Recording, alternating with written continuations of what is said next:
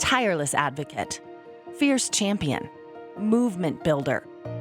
These are but a few phrases used to describe Lucille A. Echohawk, a revered leader in the Native American community who has spent decades supporting Native children and families. She's strong and she's bold. The word no is not really in her vocabulary. She puts Native children and Native families first. Thousands of Native children and families have felt the impact of her work. Lucille grew up in Oklahoma as a citizen of the Pawnee Nation with her parents and 5 siblings.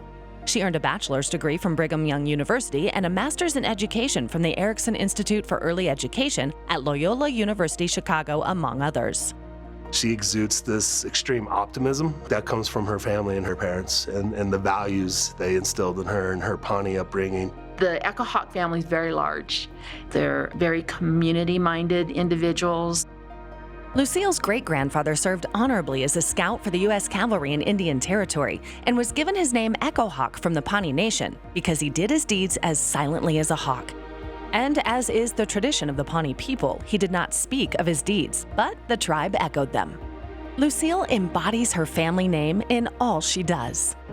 She has this humble force. It's amazing to just be in her presence and watch that. If you ever find yourself sitting across the table with Lucille, you see the fierce advocate that she is and the warrior that she is.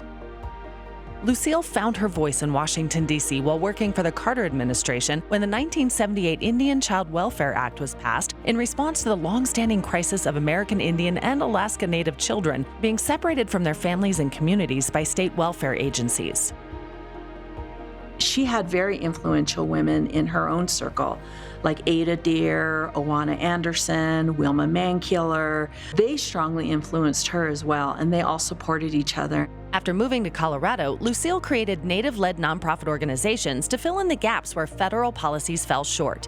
Lucille founded the Denver Indian Family Resource Center and Denver Indian Center, Inc., among others.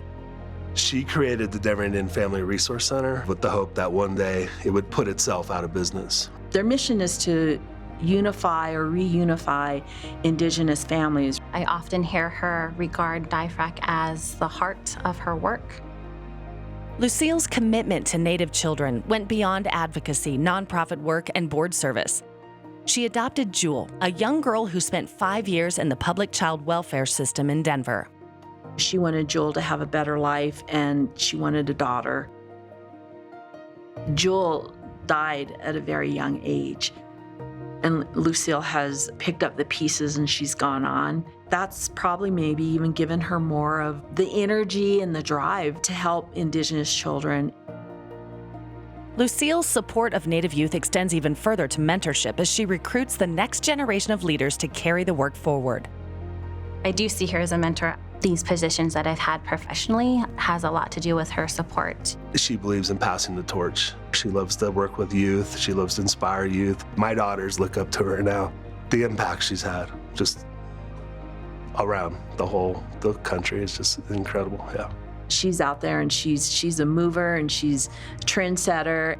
Lucille will always be there. She'll always be there for her people.